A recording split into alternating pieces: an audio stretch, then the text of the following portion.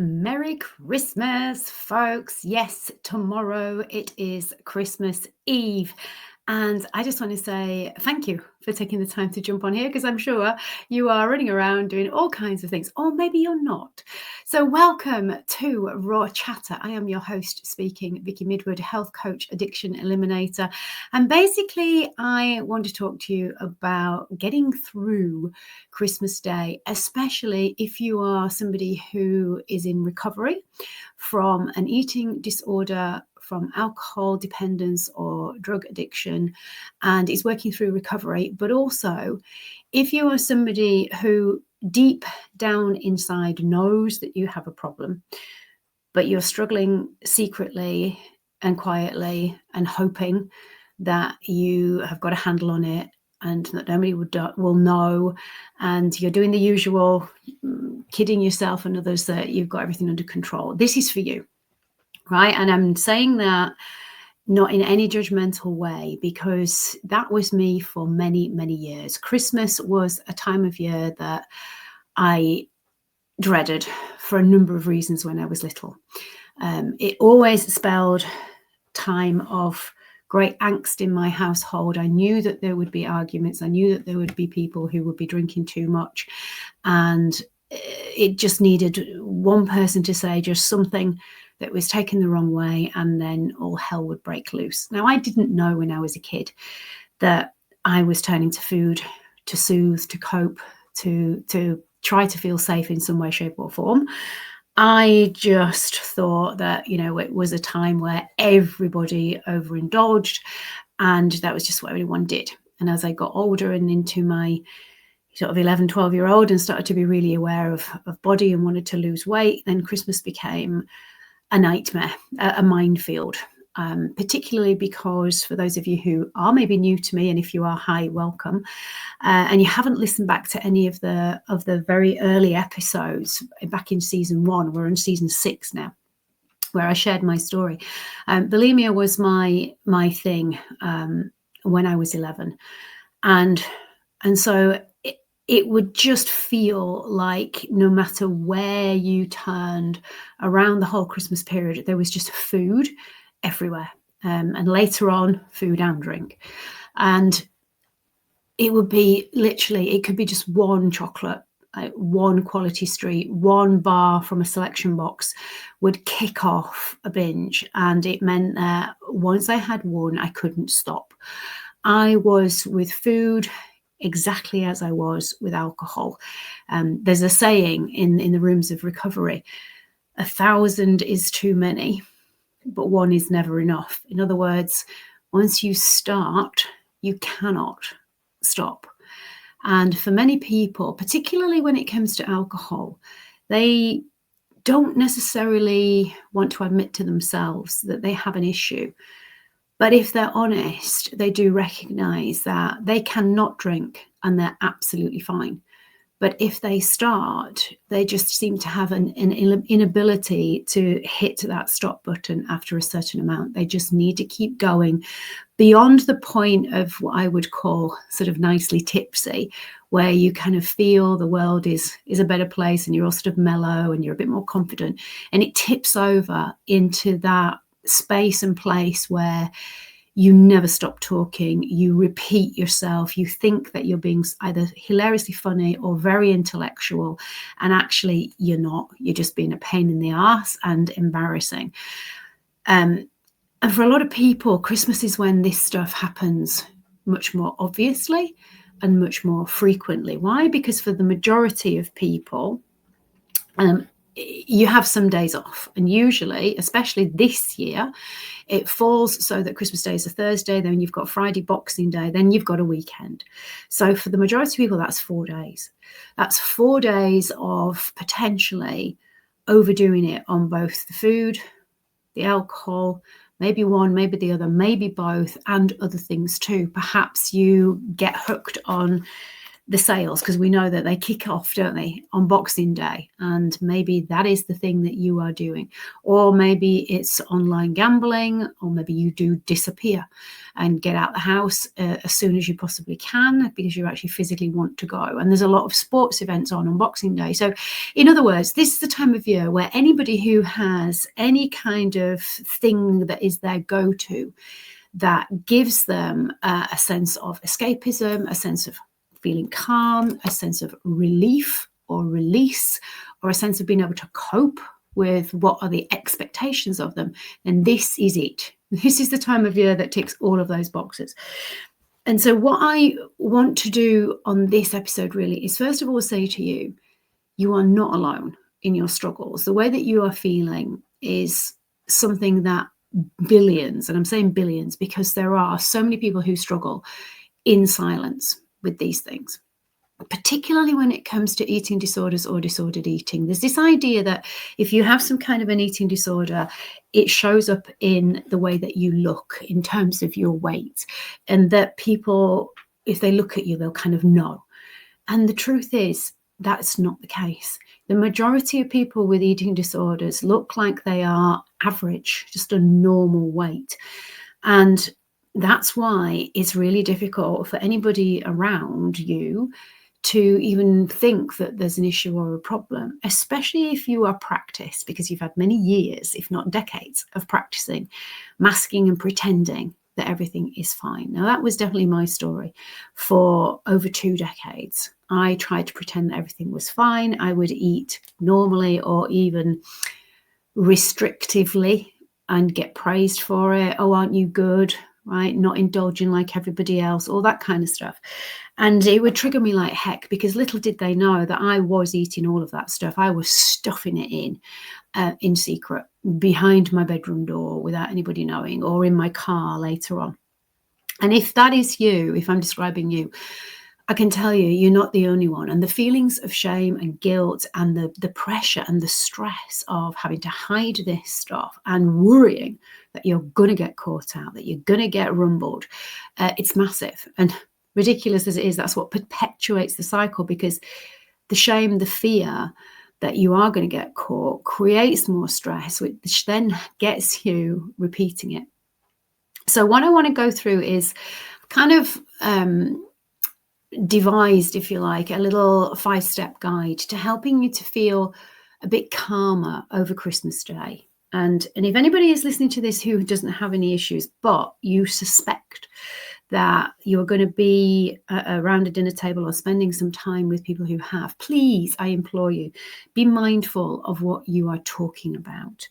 It seems today that everybody has got an opinion and thinks that they are an expert in nutrition and in the fat jabs, in GLP-1s, and they talk like they've got authority on this stuff. And unless you're really well trained and you are really hot on the research papers and the up-to-date stuff on how these peptides actually affect people and what the positives and negatives are, then a lot of what you are saying is based only on hearsay and not on truth. And that goes for whether you're talking about intermittent fasting, because it's such a fad at the minute, whether you're talking about the amount of protein that people should have and tracking your macros. And, suddenly everybody and their friends seems to be an expert in nutrition, and they like to tell you what you should be doing, maybe because that's what they are doing, or maybe it's, as I say, because they've read it and therefore they think they're some kind of expert. So if that is you who tends to do that, I own it, and please don't do it at this time of year. One of the things that really, really frustrates me about certain members of my family is that they tend to comment on people's size and looks. And this is not the time of year to do it. Personally, I don't think we should do it at any time of year. By all means, compliment somebody on a new haircut or the colour of their outfit, but not their size, and not, oh, you look well, or oh, you look tired, or please don't, right? Would you like to receive that? Because if you wouldn't like to hear it and receive it for yourself, please don't dish it out to other people. Be really mindful of what you are actually saying over these holidays. And I know that when people have had a few drinks, they're not.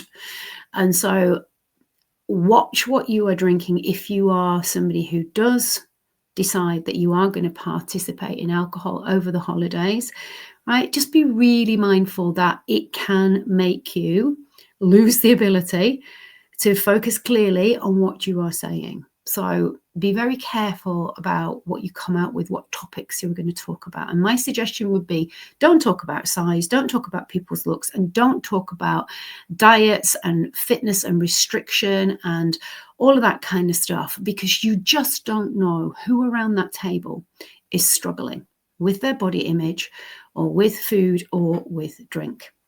Yes, you can have opinions and you can voice them. But again, not a lot of people enjoy hearing about somebody's opinions unless you've specifically asked them to share their opinion, right? Maybe keep the conversation about stuff that everybody can get involved with and that isn't likely to have people quietly feeling embarrassed, ashamed, or that they're not good enough, because that is what can often happen. The other thing that I think we have to be really mindful of is cheap gossip. And when I say that, I mean talking about perhaps family members that are not there and saying what you've thought for years but you've never said before. Christmas time is not the time to do that, especially around a dinner table or when you're playing games afterwards. So be aware. And if you are on the receiving end of some comments, you don't have to buy into that conversation. You can choose to opt out. You can smile and say nothing. You can go, that's interesting to know, and cut it right down so that you don't have to go there. Remember, you are very much in control of where a conversation goes. A conversation is a two-way thing. And you don't have to defend yourself. If somebody has a different opinion to you, let them have a different opinion to you. It doesn't have to become an argument. You don't have to be right. By you not saying anything doesn't mean you are conceding to them and that they are right. It just means that you're going to be a grown-up. You're going to be emotionally mature, and you're going to choose to not even get into that conversation, not around the holiday time. There's a time and then there's a place for certain conversations, and you can decide that this is neither the time nor the place. That is in your control. You can't control what somebody else comes out with, but you absolutely can choose to decide whether you respond or react to it. My suggestion is that you don't knee-jerk react and try and be right and try and prove yourself, is that you take a breath, take a pause, and ask yourself, do I even want to get into this conversation right now? Is it beneficial to either that person, me, or the other person or people around us? Is it going to enhance my experience? And if you're not answering hell yes to all of those, don't go there. Just choose not to. So that being said, what can you do to help yourself if you are struggling and you are in recovery and you're just not sure how to handle things? Well, first of all, the important thing to remember is that if you are in recovery from an eating disorder, regular eating is absolutely vital. And this is why I said, if people are talking about intermittent fasting and all of that stuff, that is not you. Okay, the whole diet thing and restricting is going to set you off being fixated around food and much more likely to binge and to overindulge, which then is potentially going to set you backwards, because you're then likely to go down the road of wanting to restrict or make up or compensate for it the next day. And before you know it, you're now back into food obsession, size obsession, and all of that stuff that got you down the rabbit hole of disordered eating and an eating disorder in the first place. So the first thing to say is eat regularly, even if other people are not doing, right? Have your food plan and stick to it. Think little and often. And remember, you don't need to save up calories for Christmas dinner. What you do need to do is keep your blood sugar stable and remind yourself that you need to respect your body and your digestive system. So the second thing then to say is choose your foods intentionally. Yes, there are a lot of foods around, but let's be honest. Most of these foods now are available all year round. Yeah, we tend to have more of them in the house at the same time, but you can buy chocolates at any time of year. You can buy desserts and you can buy all of the stuff that is on the Christmas table pretty much all year round. So there is nothing to stop you from having these foods in June or July, should you choose to. My point being, you don't have to eat it all now, just because it's here now. You can have it another time. So choose intentionally what you are going to have and plan for it. Put it on a plate, sit down with it. And the most important thing is taste every mouthful and enjoy it. There's been some research done very, very recently that shows if you can eat and come from a place of telling yourself that this is divine, that this is delicious, that you are enjoying it, that it's decadent, you're going to savor it and you're going to allow yourself that enjoyment without guilt. And the likelihood is you don't need to eat all of it to feel satisfied. Now, when you tell yourself the exact opposite story, this is terrible, this is bad for me, this is a naughty food, I shouldn't be eating this, right? You'll eat it more quickly, you probably won't taste it, you'll eat all of it and probably come back for seconds and thirds, because then the story goes, well, I've blown it now, and you don't feel satisfied at all. So pick the first version. Intentional, slow eating, off a plate, taste it. Enjoy it, indulge and cherish the flavors, the textures. Really, really recognize food is supposed to be enjoyed. It's meant to be delicious. And if it's not, leave it. And that, by the way, just as an aside, is my rule around food. I've overcome my eating issues now, my body image issues. But here's the thing. If something isn't excellent, why bother with it? Right? If it doesn't taste great, if it's just, I'm not going to eat it, right? Because why should I? It's not an enjoyable experience. So I'm not having it. Some of you may think, well, that's wasteful. But here's the thing. Me leaving food is not going to affect other people who are short of food, right? And I know that that was the story growing up for me. There's people starving in Africa, so eat everything on your plate. What? Well, what are we going to do? Take my food and somehow post it over to Africa? Me feeling stuffed, uncomfortable and ill and wrecking my digestive system. Please, please, please explain to me how that helps anybody starving in another country. It doesn't. But what it does do is wreck my connection with myself. What it does do is teach me to override my physical symptoms. What it does do is tell me to people please and punish myself and cause myself pain to please someone else. None of those messages are good or helpful. So you don't owe it to anybody to clean your plate. So please say no when you are full. Leave food on your plate. No starving person is going to be affected by you leaving food on your plate any more than a starving person is going to be affected by you stuffing yourself silly and overfilling so that you can leave your plate empty. So remind yourself of that. Here's the key thing. Don't make it a big thing. Don't make it an argument. Just simply say, I've had sufficient. It was delicious. That's it. If you keep then getting hassled, you repeat the exact same words. This is where people fall down. The words are, I've had sufficient. That was delicious. That's all you need to say. Now, if you repeat it, chances are you won't need to repeat it more than 3 times because they'll get the message. You're not going to say anything different and you're not going to do anything different. Where people struggle is that they try to somehow make the other person see things from their point of view, and they over-explain and they waffle on and they say far too many words. And that causes stress and potentially you going into a conversation where it then feels not like a conversation, but more like a confrontation, which is the thing that just about every single one of my clients and me want to avoid, especially at this time of year. So clear, concise, precise statements. I've had sufficient. It was delicious.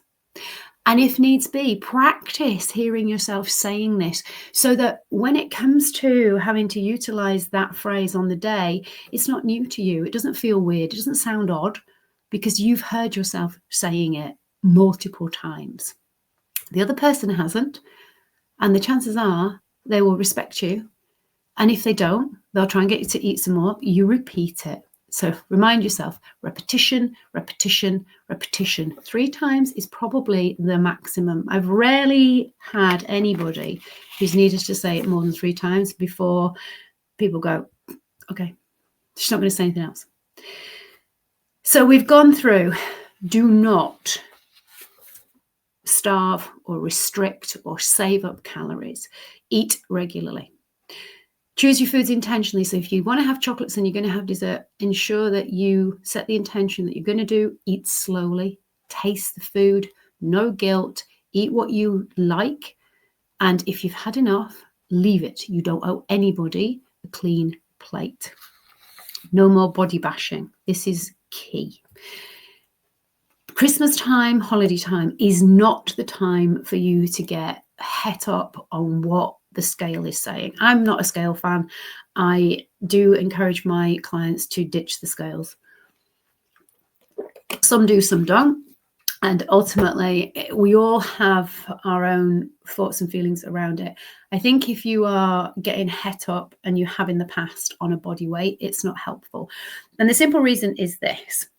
I'm a fitness instructor as well as a coach, a mentor, and looking at the body as a whole is what I do. And what I can tell you is this, that when you are training, when you are weight training, when you have more lean muscle as opposed to less lean muscle, you are going to weigh more on a scale, but the size of clothing, for example, or how you look can be significantly smaller. So I have seen, and I've posted many times now on my Facebook and on various kind of newsletters, pictures of people at exactly the same weight, but they are 1 or even 2 clothes sizes smaller. Why? Because muscle takes up far less space than fat, and it means that at the same weight, you are significantly smaller, which is why weight is not a great barometer for anything at all. So now is not the time to be criticizing your body. It's not the time to pick yourself apart and start grabbing handfuls and comparing yourself to last year or how you looked a few months ago. Please don't body bash at Christmas. It is not the time.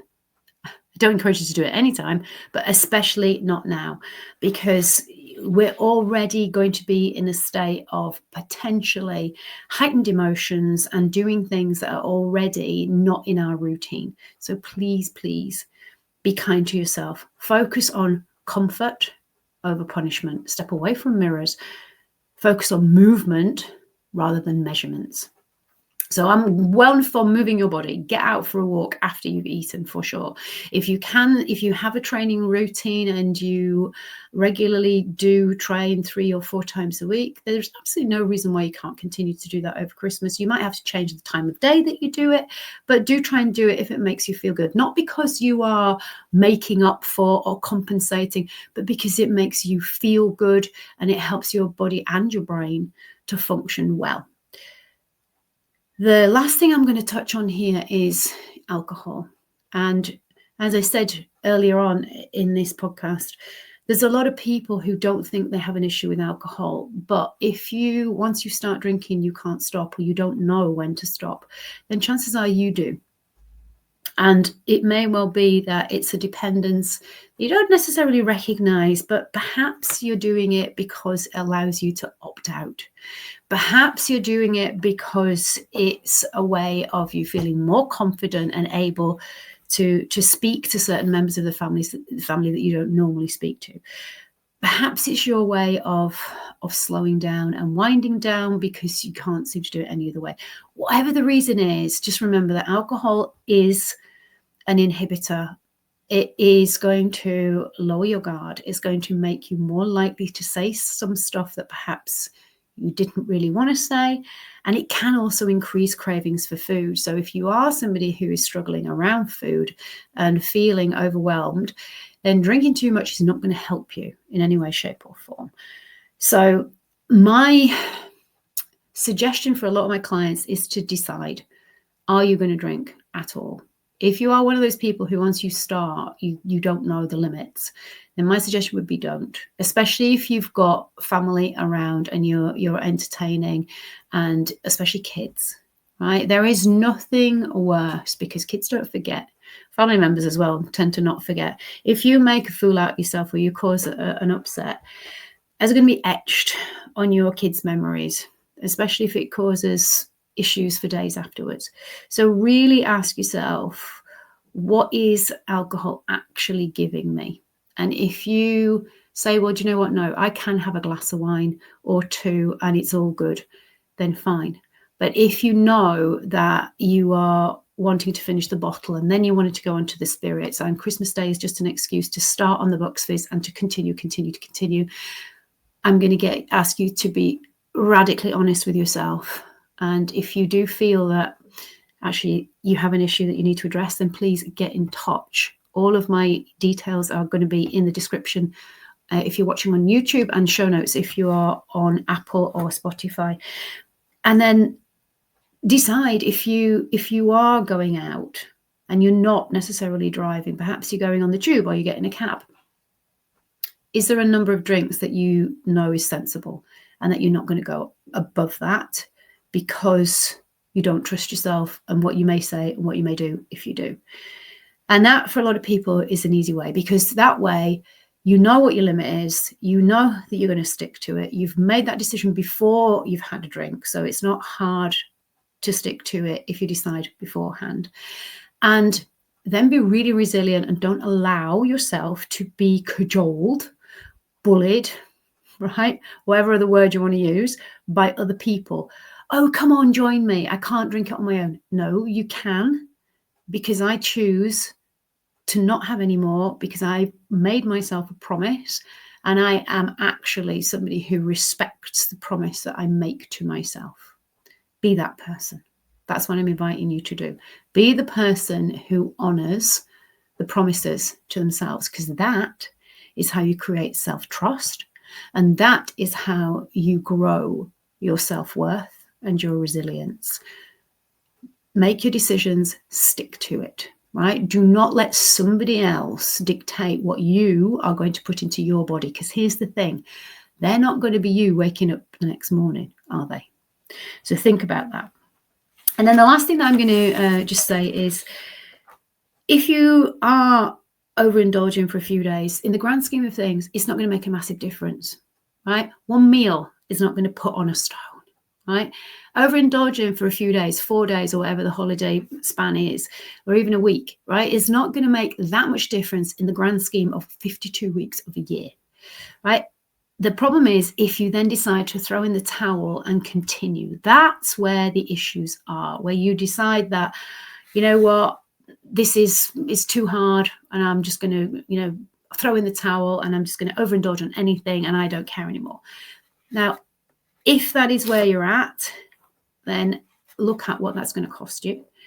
But also recognize that if you know that every year you say the same thing in January, that you're going to get a handle on it, that you recognize that the January detox and the going on a diet and losing the Christmas weight is something that you've done year on year on year, on decade, and you realize that it doesn't bring you any peace, that it does just keep the cycle going, that it actually strengthens your restriction and your lack of belief and trust in yourself, I'm going to invite you to get in touch with me and make the most of my December offer. I've got an offer on, folks, where you can book your VIP day in December at my special offer price, which is £500 off the normal price for my VIP day and for my 30-day accelerator.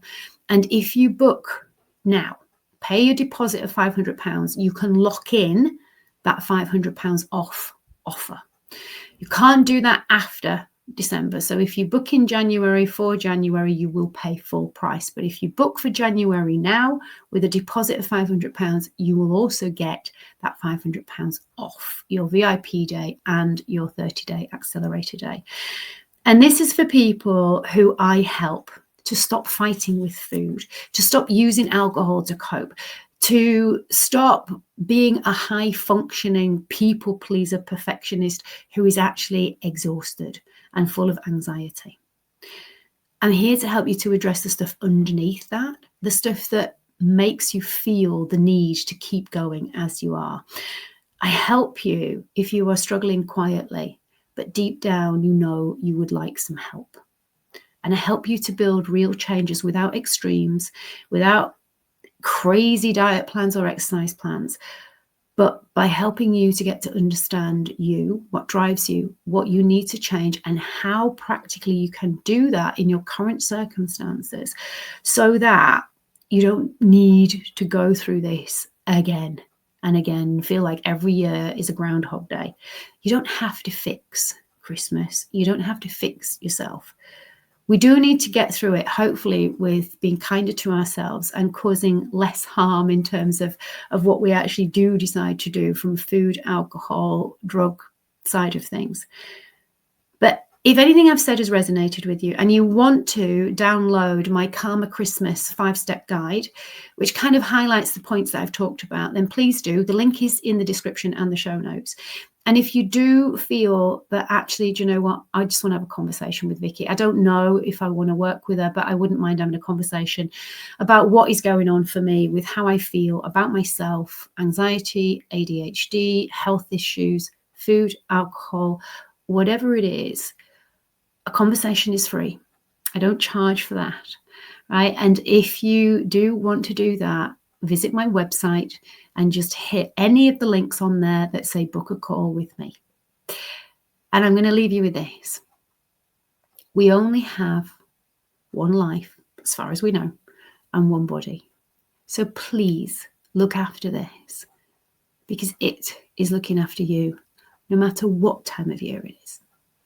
And I wish you a very, very happy, calm, enjoyable Christmas. Until next week, please take care of yourselves. Bye-bye.